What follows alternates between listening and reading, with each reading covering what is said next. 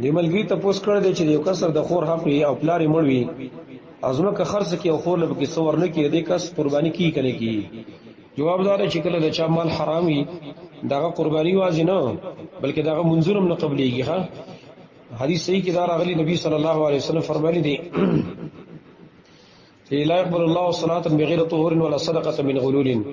الله چې کوم دې منځ بغیر دا اوداسنه نه قبلې او صدقه د حرام مال نه قبلې چې صدقه نه قبليږي دارنګ نور اعمال نه قبليږي. او دارنګ قران کې الله راغلی ذکر کړی دی قران کې الله فرمایلی دی یا ایو الرسول کلوا من الطیبات واعملوا صالحا. اے پیغمبرانو تاسو حلال خوراک کوئ او نیک اعمال کوئ. دلته علما ذکر کوي چې دلته لاول حلال خوراک ذکر کړي وروسته بیا نیک اعمال ذکر کړي وي. دا اشاره دی ته چې دا نیک اعمال دا موقوف دي په حلال خوراک باندې. او په حدیث کې دا راغلي ان الله امر المؤمنین بما امر به المرسلین. الله مؤمنان ته حکم کړی دا خبره چې کوم پیغمبران ته کړی دی. د پیغمبرانو ته ویلي یا ایو الرسول کلوا من الطیبات واعملوا صالحا. اے پیغمبرانو حلال خوراک کوئ او نیک عمل کوئ.